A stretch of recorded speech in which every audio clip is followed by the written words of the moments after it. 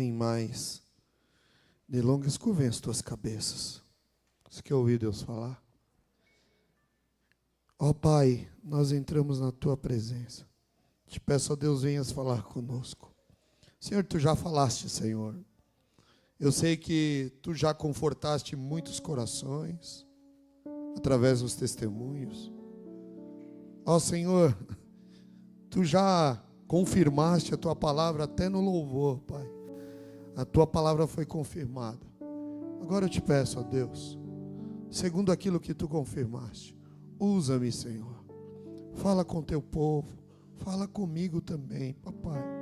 Preciso ouvir a Tua voz. Precisamos de Ti, Senhor. Fala, Senhor, neste lugar.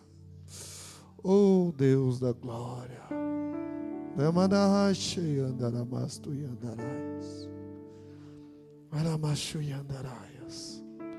Fala conosco, Espírito Santo, em nome de Jesus. Amém.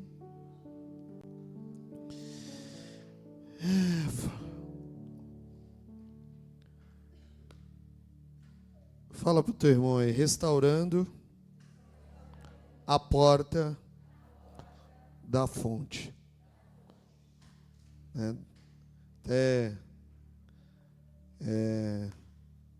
A gente não combinou nada, apesar dela ser minha cunhada, né? Deus, os louvores levaram todos. Neemias 3,15.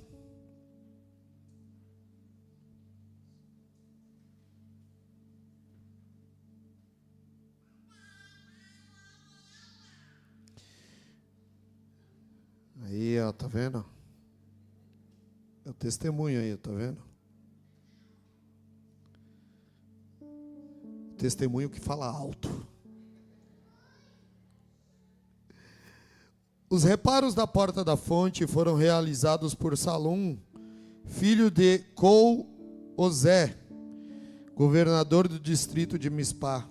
Ele a reconstruiu, colocou o telhado, levantou as portas e pôs os ferrolhos e as trancas. Além disso, consertou o muro do tanque de Siloé, perto do jardim do rei, e reconstruiu o muro até os degraus que descem da cidade de Davi. Amém.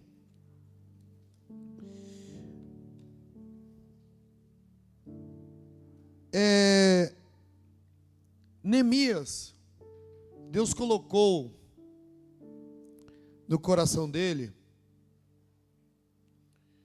ele viu o estado que estava as terras de Israel depois do exílio para a Babilônia, né? E aquilo o entristece, e ele toma uma posição de reconstrução de Jerusalém. Pede a permissão do rei, ele, Esdras, e vem o estado de desolação que estava o templo do Senhor, a cidade de Jerusalém, né? Jerusalém estava totalmente vulnerável, destruída, não tinha mais a sua glória. E nessa reconstrução, ele reconstruiu 12 portas que estavam totalmente destruídas. E portas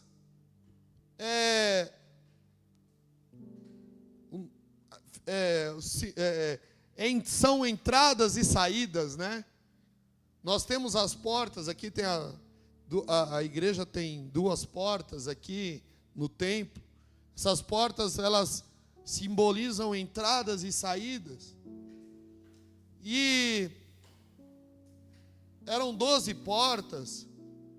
Você pega o capítulo 3 inteirinho, você vê a reconstrução das portas e dos muros, né? No capítulo 3. E uma das portas se chamava a Porta da Fonte, né? A Porta da Fonte. E fonte nos dá a condição, claro, fonte de quê? Fonte de águas. Ficava próximo ao tanque de Siloé. Quem se recorda ou lembra do tanque de Siloé, onde Jesus mandou o cego, que fez a lama, lavar os seus olhos e ser curado, né? Então tinha uma simbologia de cura, só que aquela fonte, ela estava, por quê? Havia uma proteção para aquela fonte, por isso que existia porta para chegar até ela. Você pode ver aqui que na reconstrução haviam telhados, né? E foi reconstruído o telhado pelo governador do distrito de Mispá, né, no caso. Telhado, levantou as portas e pôs os ferrolhos e as trancas, né?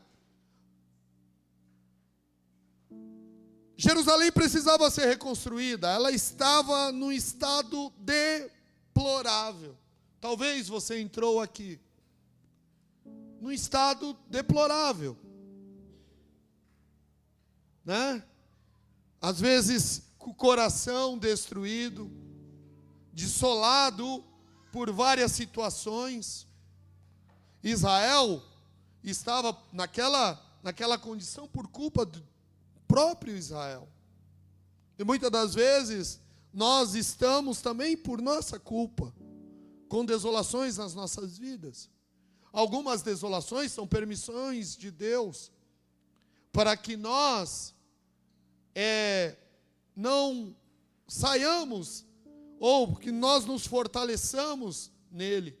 Mas muitas dessas desolações nós permitimos que elas entrem. Foi o que aconteceu com Israel. Mas eu quero dizer que o Senhor quer restaurar as portas da tua vida. A intenção de Deus, quando o Senhor ele dá a profecia a Jeremias, e nós vemos que ele fala assim: olha, vai acontecer, vocês vão para a Babilônia, mas daqui 70 anos vocês retornarão. Porque Deus, por mais que Ele permita determinadas coisas, até pelos nossos erros, Ele sempre tem a restauração. A restauração. Ah, pastor, a minha família está acontecendo isso, na minha vida está acontecendo isso ou aquilo. O Senhor está te chamando hoje para restaurar as portas da tua vida. E uma dessas portas é a porta da fonte. Os historiadores falam que esta fonte, nesse período, ela foi entulhada. Sabe o que é isso? Jogaram entulho nela, ao ponto da água que ela, fonte, geralmente jorra água o tempo inteiro. Eu conheci até hoje uma nascente de fonte, que é lá no tio José Raimundo, onde ele mora. E essa nascente fica no meio dos montes, num lugar alto. E você vê ela pequenininha, e parece que forma um rio gigante. O rio Ribeira é um dos rios que... Então, Rio Batatal, né, que chama lá, tem o riozinho que passa lá, que a gente tomava, e quando ia lá, a gente nadava não, eu não nadava. Eu colocava até a metade do corpo, porque eu morro de medo de piscina, ainda mais de rio, né? Então eu colocava meio corpo. Tinha meu pai, meu tio, eles pulavam lá de um toco lá de não sei quantos metros de altura, parecia um Tarzan. Meus primos, agora eu não tenho coragem não, né? O povo, ele tinha feito uma escolha errônea. Jeremias 2,13 fala assim: porque o meu povo fez duas maldades. A mim me deixaram manancial de águas vivas e cavaram cisternas rotas que não retêm águas. Eu acho interessante que o escritor aqui, ao escrever, ele fala cisternas. O fato de cavar cisternas não era problema. Aí ele põe uma vírgula. Essa vírgula, ela entra como se fosse quase que uma conjunção adversativa. Ela adverte da primeira frase. Por quê? Cisternas. Mas o que ele fala? Cisternas rotas. Não era as cisternas que poderiam reter águas, mas cisternas rotas, que não retêm. Qual era a função da cisterna? Reter água. Ah, pastor, eu tenho feito isso, tenho feito aquilo, mas parece que as coisas, elas não param. Elas vazam. Quem já foi lavar a mão e a água passou entre os dedos? Você, puxa vida, fui jogar água na cara e só saiu, foi um pouquinho, aí você você faz. Mas tem muita gente que está assim. Ah, eu tinha dons espirituais, hoje eu não tenho mais. Eu falava em línguas, hoje não falo mais. Por quê? Muitos de nós cavamos cisternas rotas. Deixamos primeiro, qual ele fala? Deixamos Deus, que é o quê? Um manancial de águas vivas. E o que nós fizemos? Cavamos cisternas, e não quaisquer cisternas. Cisternas rotas. Que não retém água, até vem água na cisterna, mas a água, ela se foge. Mas o Senhor, Ele nos chama nesta noite a construirmos nele as nossas vidas.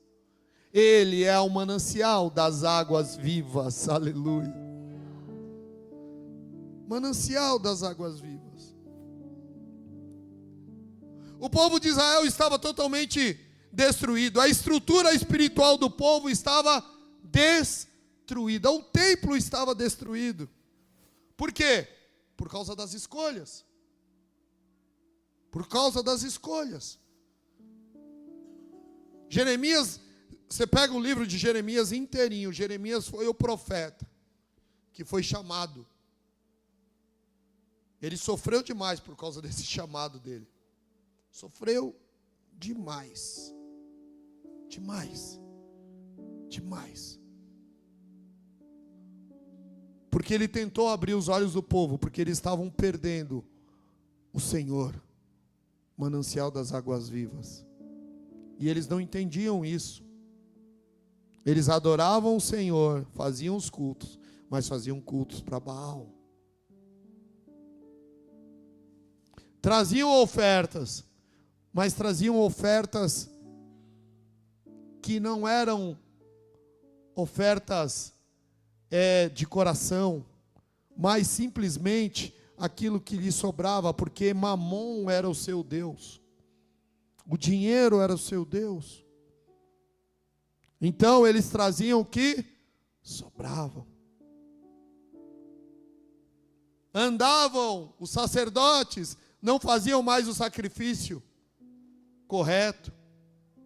A presença de Deus já não se manifestava.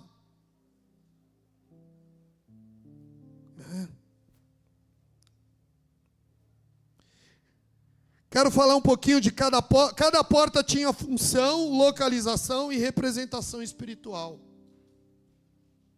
Na nossa vida, as portas de entrada e de saída, elas têm função, elas têm localização e representação espiritual. Como você tem cuidado das suas portas? Hein? O que tem entrado e o que tem saído por ela? Deus está... Foi essa ou foi a outra? Foi essa madrugada. Deus me dava um sonho. E nesse sonho é como se eu voltasse muitos anos atrás. E naquele sonho eu falava assim, mas eu não quero voltar para isso. Aí Deus falava, realmente, não é para você voltar para isso. Não era nenhum pecado, mas era um trabalho que eu realizei há muitos anos atrás, uma empresa que eu trabalhei. E aí o Espírito Santo fala, eu tenho um novo para você, para a tua igreja. Não se desanime, porque o que eu hei de fazer é muito grande. Mas a igreja, como foi pregado aqui na sexta-feira, nós precisamos de restauração, de reforma, de reestruturação, de mudança. Para que o novo de Deus aconteça, nós precisamos restaurar. Eles foram com homens, com mão de obra, com autorização do rei, mas eles foram empenhados a restaurar Israel. Restauração de princípios. Deus está nos chamando a restaurar princípios e valores.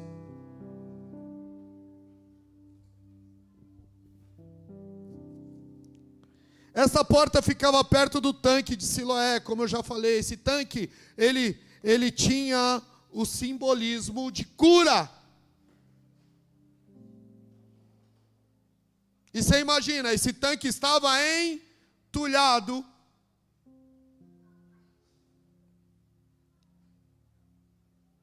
Quantas coisas não acontecem mais nas nossas vidas, porque nós deixamos o pecado, as coisas desta vida entulharem o nosso tanque.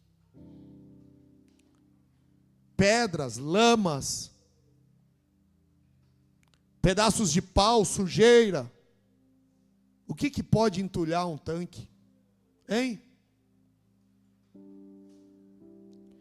Nós vemos Isaac, ele cavava tanques, vinham os inimigos e entulhava. Mas Deus, era na vida de Isaac, quanto mais eles entulhavam, mais ele abria. Quando é entulhado por inimigos, mas nós temos a presença do Senhor, Deus nos dá a condição de abrir novos tanques. Mas quando a culpa é nossa, Deus está pedindo primeiro restauração, limpeza deste tanque, reestruturação, colocação de telhado, proteção. Aquele que habita no esconderijo do Altíssimo, a sombra do Onipotente descansará. O Vitor falava sobre descanso. Mas para nós habitarmos no esconderijo do Altíssimo, nós precisamos ter em nossas vidas o chamado da reforma. Deus quer reestruturar as nossas vidas, mas nós precisamos entender que para que isso aconteça, não é uma vara de condão, não é um passe de mágica. Quantos querem reestruturar a sua vida? Reformar a sua vida? Água, qual é o símbolo da água na Bíblia? A água simboliza a vida, restauração e agir do Espírito Santo. Fala comigo. Vida, restauração e agir do Espírito Santo. Essas três coisas não estavam acontecendo mais no meio do povo de Israel. Eles perderam a vida abundante. Eles tinham perdido a restauração. Quando eu falo que eles tinham perdido, nós vemos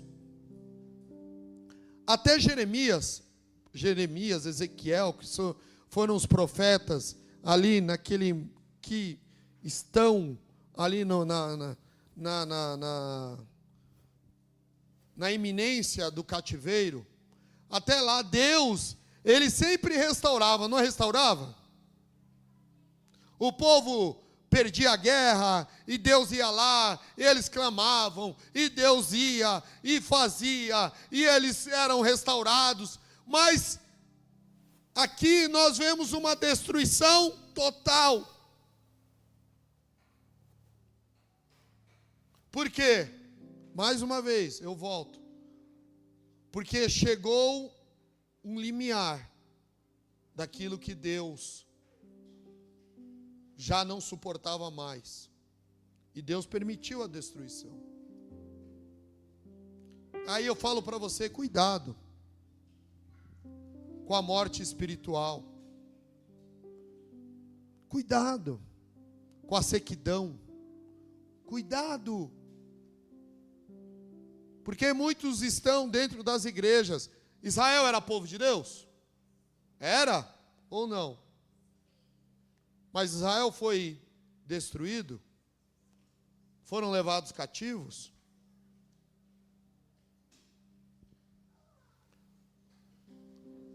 Por isso que Deus nos chama hoje a restaurar os princípios.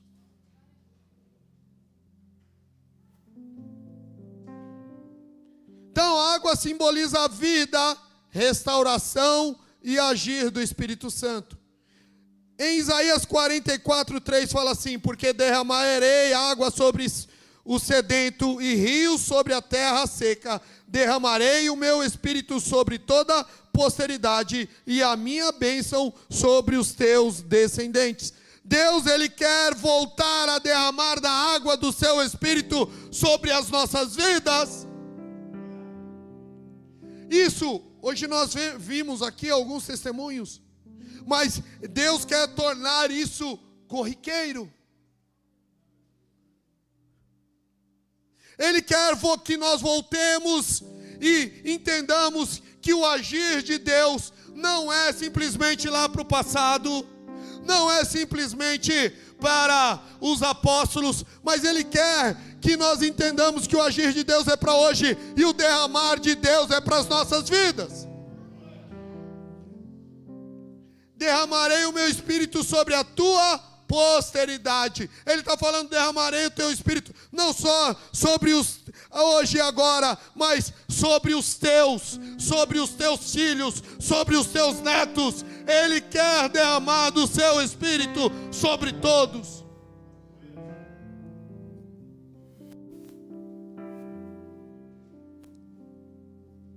E aqueles que estão nesta fonte, neste rio, que reconstruírem.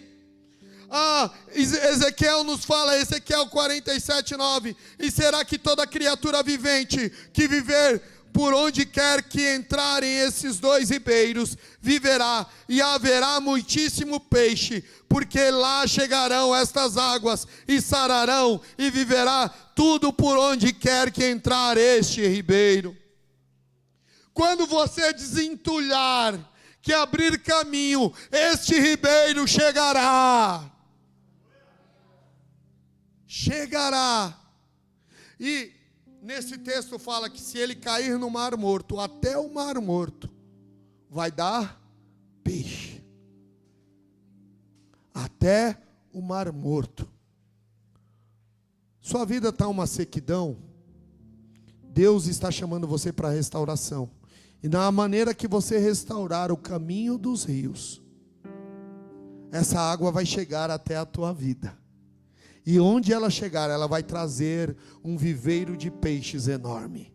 Ele vai trazer vida e vida em abundância.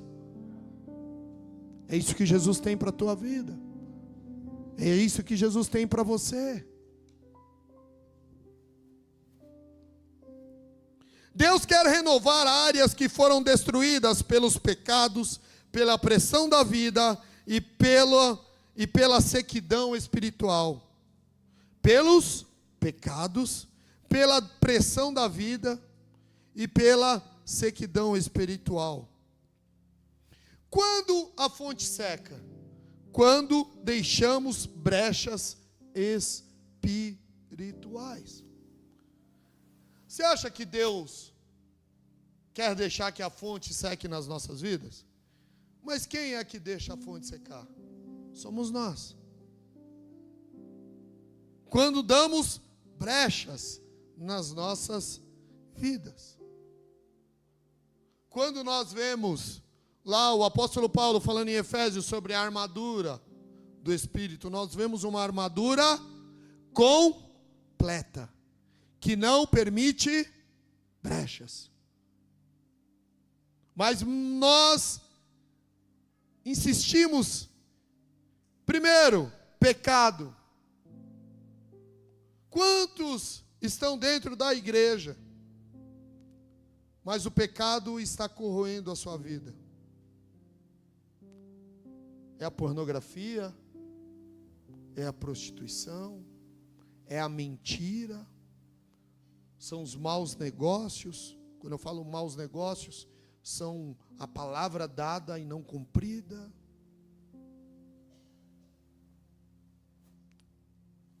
Né?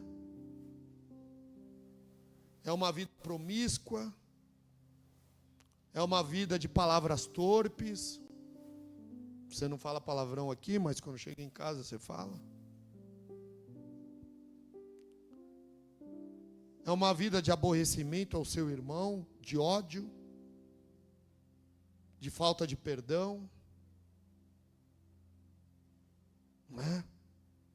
São brechas. Pecado é brecha. Decepções e traumas. Quantos não deixaram as decepções e os traumas dessa vida?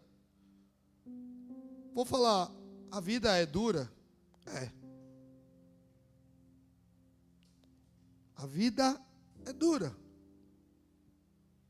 Não é fácil. Eu costumo dizer, o pessoal fala assim, tem que matar um leão por dia. Eu de vez em quando acho que mato uns 2 ou 3 leões. Né? Acho que todo mundo é assim. Acho que um leão já ficou. Nós temos traumas, decepções. E muitas das vezes os traumas e as decepções não é com Deus. Conosco mesmo. Com o nosso próximo. Esperamos demais das pessoas. Esquecemos que as pessoas são seres humanos, falíveis. É ou não é verdade? Mas nos decepcionamos. E aí damos brechas para sentimentos. E olha, se tem um campo, além do pecado, que o inimigo sabe trabalhar, é nas brechas sentimentais. Nos sentimentos. Nos sentimentos, porque às vezes os sentimentos vêm, quer nos deixar. E quantas vezes essas brechas que nós damos para esses sentimentos, eles tomam conta das nossas vidas. Que nós passamos dias, horas, semanas, e aquilo parece que é mais marcante do que qualquer outra coisa. Quem já sentiu assim? Que parece que as situações desta vida... O Vitor, ele fez uma citação aqui da viagem, eu posso citar. Ele falou que era só uma pessoa, mas parecia que tinha quantas? 1000 pessoas viajando, né? As 1000 pessoas que você conhece, estava todo mundo viajando. E às vezes a gente abre o nosso coração para esses sentimentos.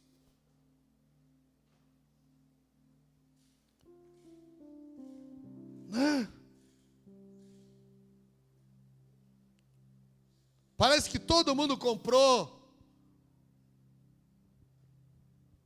o carro que mais vende aqui no Brasil, que o brasileiro gosta, é o Corolla. Assim, estou falando dos mais. Parece que todo mundo tem um Corolla na garagem. Só eu que não.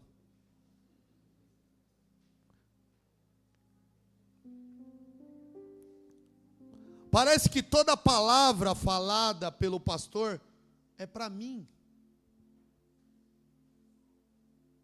Ou parece que toda cura, toda palavra é falada para mim quando é palavra de conserto. Mas quando é palavra de bênção, só vem para fulano de tal, só vem para fulano, nunca vem para mim. Talvez você falou isso essa semana. Poxa vida, vem o profeta, ele vem na minha direção, ele desvia. E você deixa esses sentimentos, eles crescerem no teu coração, crescerem. Né? E você fica magoado. Traumas. Quantas pessoas que ainda vivem de traumas de infância?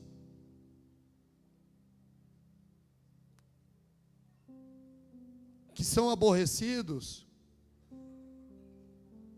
Até por uma doença que tem, e fica traumatizado, ou por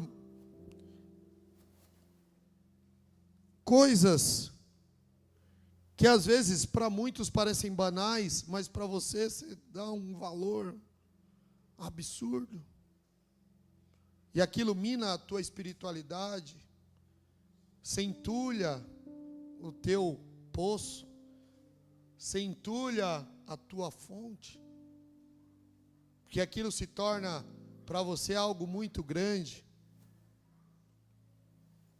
O cansaço e o desgaste da vida.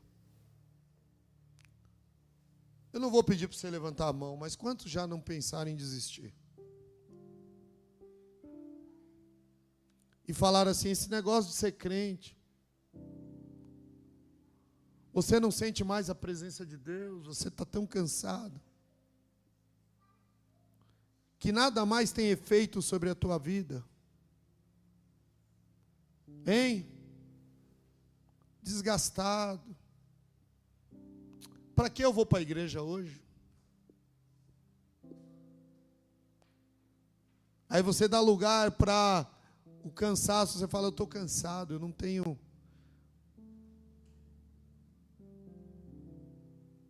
Cansaço, às vezes, muito voltado para as coisas de Deus.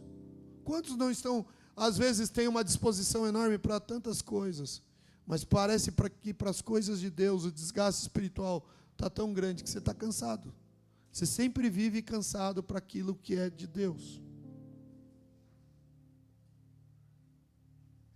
Hein? São entulhos. Deus está nos chamando a restaurar a fonte. Deus está falando como Jesus falou, porque a fonte, ela representa algo que vem do interior. Vou citar novamente, eu vi a fonte lá, sai de uma rocha, de um lugar bem alto. A fonte e ela vem de dentro, você não sabe de onde vem, quando você vê ela já está saindo ali naquele buraco, ela vem de dentro para fora, você não vai ver uma fonte sair de fora para dentro, seria estranho, né? Você imagina a água aí para dentro de um buraco, do nada assim, mas ela sempre vem de dentro para fora. ela representa interior. E por isso que Jesus nos fala no capítulo 7, versículo 37, que João capítulo 7, 37, e no último dia, o grande dia da festa, Jesus pôs-se em pé e clamou dizendo, num dia de festa, mas era algo apenas exterior, sem graça. Por quê? Porque aquilo que vem do exterior, ele não permanece. Mas aquilo que vem do interior é aquilo que permanece. Por isso ele fala assim: se alguém tem sede, venha a mim e beba. Quem crê em mim, como diz as Escrituras, do seu interior fluirão rios de água viva. Do seu interior. Deus quer mudar você de dentro para fora. Ele quer trazer uma fonte que jorre de dentro para fora. Quando você manifestar, vai ser a água do Espírito na tua vida. Água do Espírito. Que vem de dentro para fora. A transformação do interior. Não algo estereótipo. Talvez você esteja vindo aqui, mas o seu interior está totalmente destruído, como a fonte lá a porta da fonte do tanque de Siloé estava destruída. Talvez o teu interior esteja destruído desta forma, mas o Senhor está chamando você. Ele fala: vem a mim, e do seu interior vai fluir rios de água viva. Rios de água viva. Como reabrir essa fonte? Pergunta para o seu irmão: como reabrir?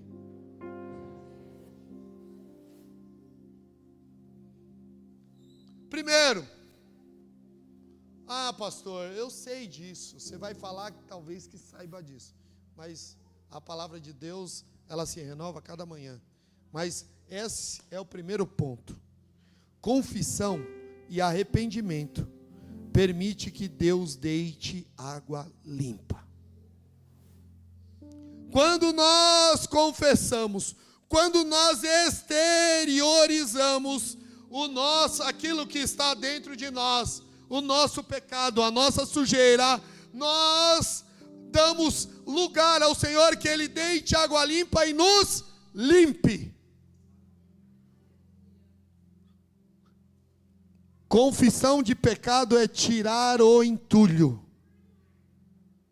Pecado não confessado é entulho que não deixa, que seca a fonte.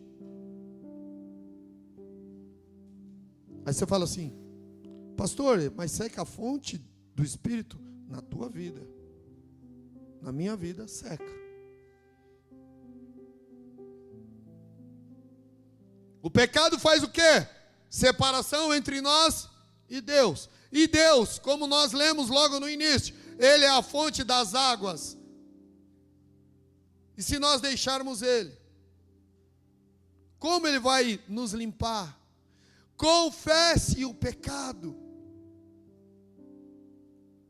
Deus tem falado ao meu coração que vai fazer com que essa igreja cresça, que ela vai ter uma explosão de avivamento, amém? Mas pecados não confessados vai fazer você ficar fora disso. Então eu chamo você hoje a confessar os teus pecados, a falar diante de Deus: Senhor, eu pequei. O pecado tem nome. Entulho, cada um tem o seu tamanho. É ou não é verdade? Você vê quem já pôs aquela caçamba de entulho na frente da tua casa, ou viu quantos entulhos tem, tamanhos diferentes. Dependendo do tamanho do entulho, imagina o quanto ele pode atrapalhar Mas confesse. Não permita que esse entulho atrapalhe a fonte.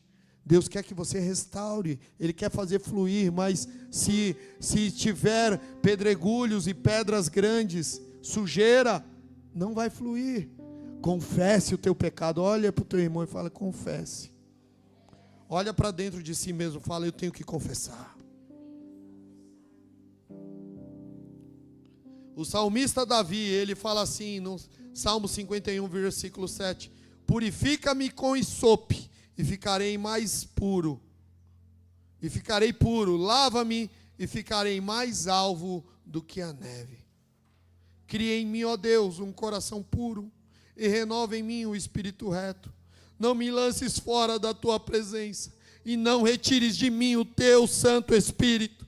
Torna a dar-me a alegria da tua salvação, e sustém-me com espírito voluntário. Primeiro ele pede para purificar, ele pede uma lavagem. Porque a partir do momento que Deus deita água no teu coração, que Deus deita água na tua vida, o Espírito Santo aí, ele pode atuar, e a alegria da salvação, ela volta.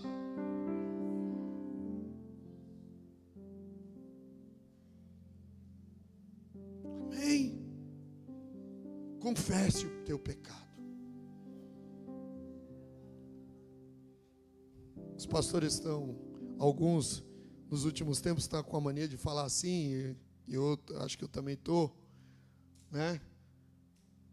Essa coisa de pregar sobre confessar pecado, sobre arrependimento, parece que não dá ibope, não dá, ibope já nem existe mais, né?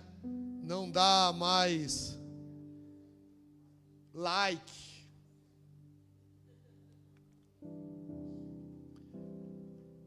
Não dá mais like, mas traz salvação.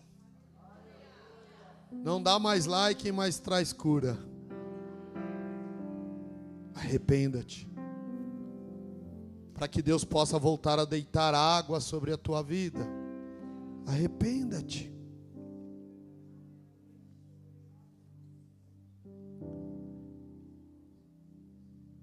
Agora outra coisa. Aí você fala assim: pastor, perdão de pecados, isso daqui, é porque dá para a gente separar isso daqui. Perdão e liberação de mágoas.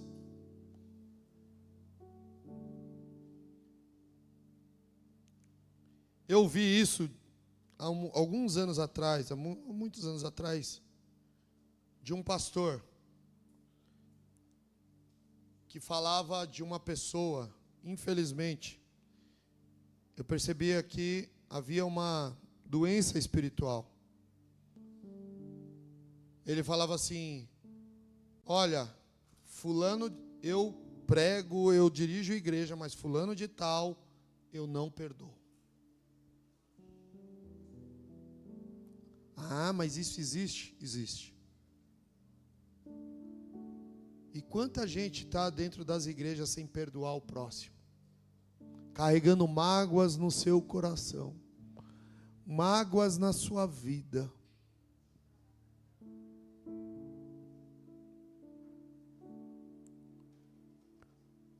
Coisas que poderiam ser resolvidas com uma conversa, com um pedido de perdão, mas está entulhando. E o Espírito Santo não age. Onde não há perdão, onde não há liberação de perdão, onde não há não são retiradas as mágoas. Efésios 4:32 fala: antes sede uns para com os outros benignos, misericordiosos, perdoando-vos uns aos outros, como também Deus vos perdoou em Cristo.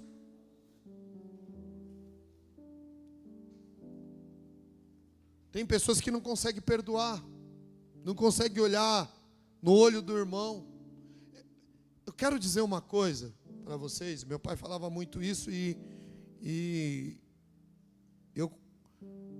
você não precisa gostar de mim.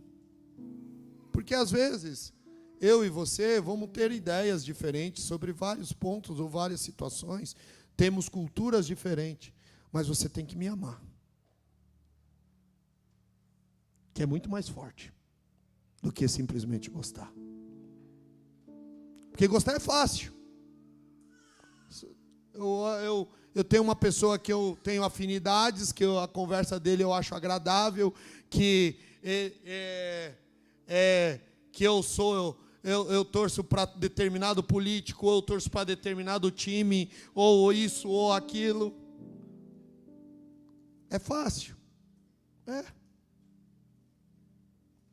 Agora, amar aquele que talvez não tenha afinidade nenhuma na sua vida, mas que ele, e muitos, não é nem por questão de afinidades, às vezes é por uma palavra,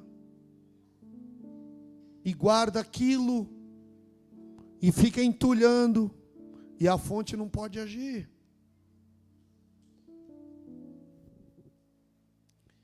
Hebreus 12:15 fala assim: tendo cuidado de que ninguém se prive da graça de Deus, de que nenhuma raiz, tendo cuidado de que ninguém se prive da graça de Deus. Olha o que ele fala. O que nos priva uma das coisas que nos priva da graça de Deus é a falta de perdão, é a amargura de coração. Ele fala, e de que nenhuma raiz de amargura brotando vos perturbe, e por elas muitos se contaminem. Raízes de amargura.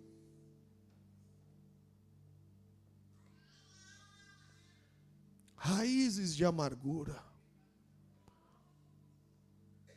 Se eu inverter esse versículo, vamos entender que a raiz de amargura, ela nos contamina e ela nos priva da graça de Deus.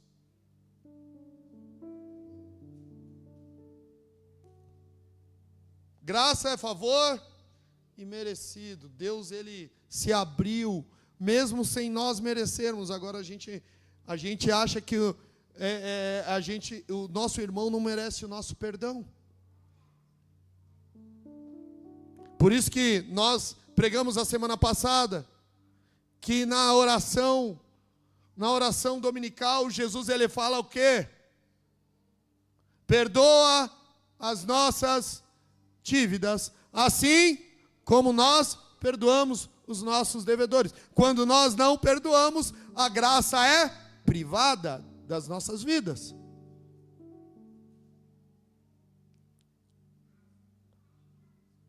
Raiz de amargura.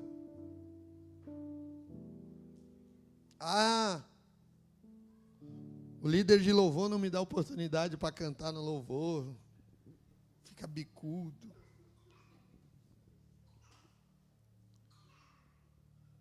Deixando toda raiz de amargura. Liberando perdão. Você pode sair dessa reunião hoje liberando perdão? Amém? Liberando perdão, deixando as mágoas.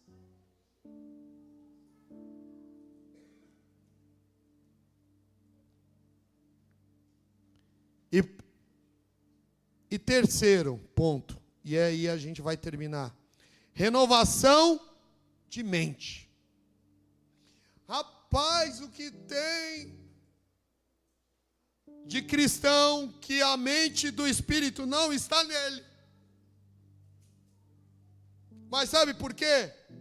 Porque tem duas coisas que nos faz renovar a mente. É a meditação na palavra e a oração. E muitos de nós nem meditamos na palavra e nem oramos. Pastor, você está falando algo que é comum, mas é a realidade. Ainda nos nossos dias, com todas as pregações, eu acho que ainda vai ter para frente. Há muito crente que está dentro da igreja, mas não medita e não ora, e a sua mente não é renovada. E tudo isso que eu falei anteriormente o afeta. Porque se você não tiver a mente de Cristo, que mente você vai ter? Hein? E como Jesus Cristo, ele sendo Deus, mas ele sendo também homem, ele adquiriu essa mente. Ele vivia meditando e orando. Orando e meditando. Meditando e orando. Essa é a vida básica do cristão. Josué 1,7 fala: tão somente esforça-te, tem muito bom ânimo, para teres o cuidado de fazer conforme toda a lei que meu servo Moisés te ordenou. Dela não te desvies nem para a direita, nem para a esquerda, para que prudentemente te conduzas por onde quer que andares. Não se aparte da tua boca o livro desta lei, antes medita nele dia e noite, para que tenhas o cuidado de fazer conforme tudo que nele está escrito, porque então farás prosperar o teu caminho, e então prudentemente te conduzirás. Ele está falando sobre meditação na palavra de Deus.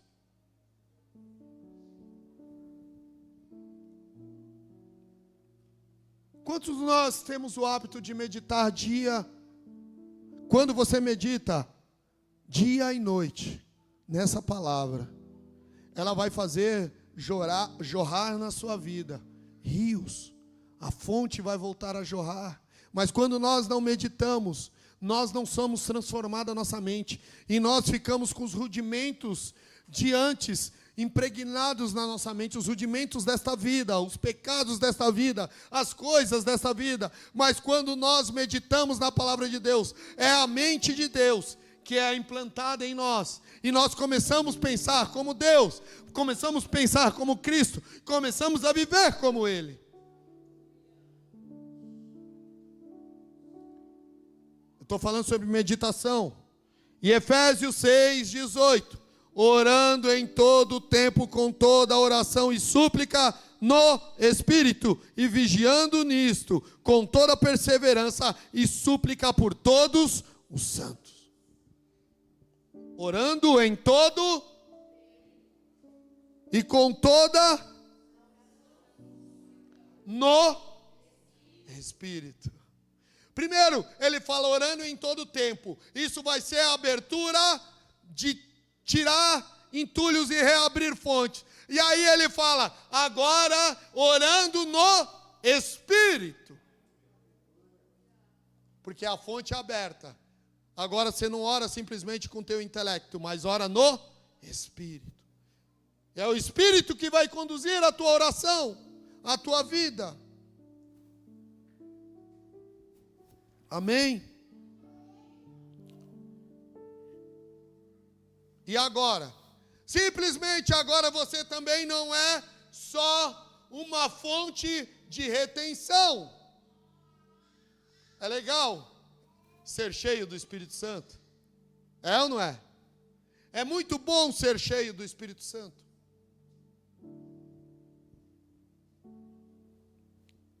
Mas tem um último ponto.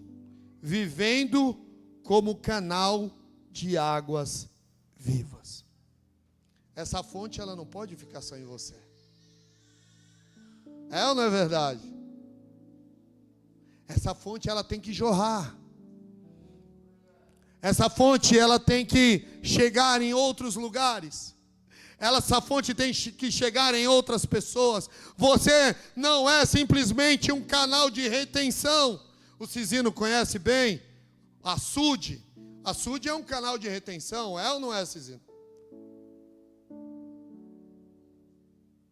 Mas simplesmente não reter, mas fazer com que ela corra e ela chegue a outras pessoas. Você agora simplesmente, ao restaurar a tua vida, você não é simplesmente algo de retenção, mas é algo para chegar a outras vidas. É um canal de bênção. Quero dizer para você, você é o canal da fonte do Senhor. Eu e você somos canais da fonte do Senhor. A água, ela tem que jorrar. E as pessoas que estão ao nosso lado, elas vão ser influenciadas. Nós vamos ser frutíferos.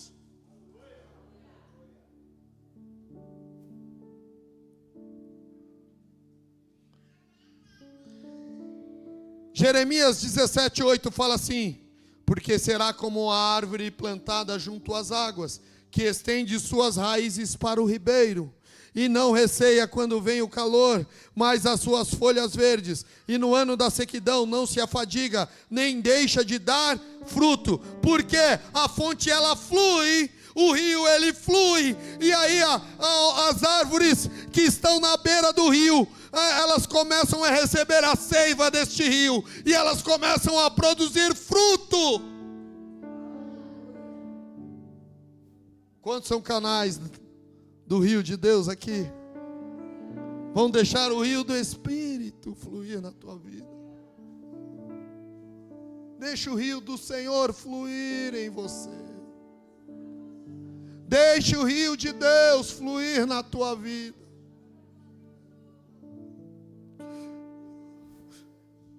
Deus quer devolver a alegria da fonte.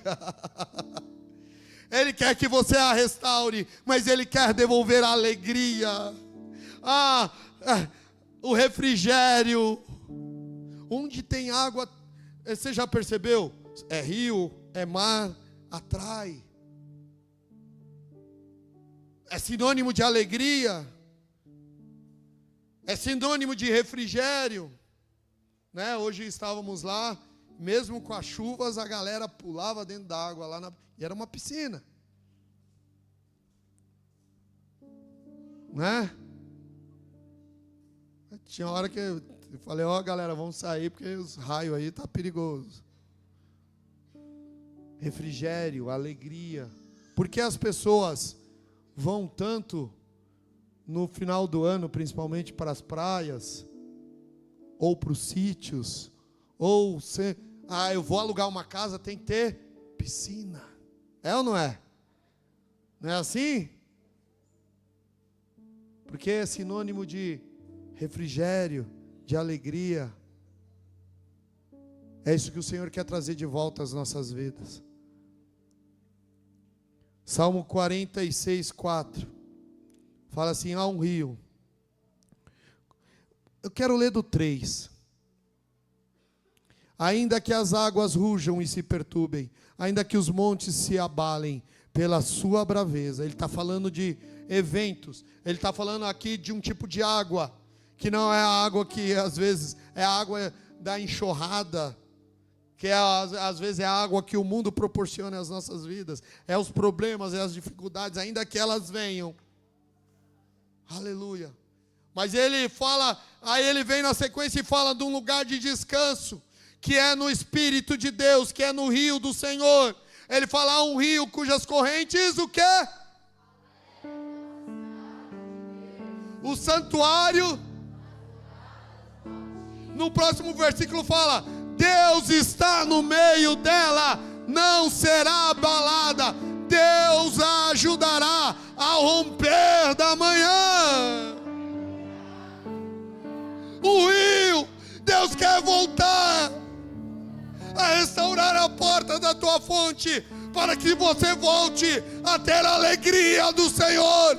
E essa alegria só vem com o rio de Deus. Há um rio cujas correntes alegram a cidade de Deus, as moradas do Altíssimo.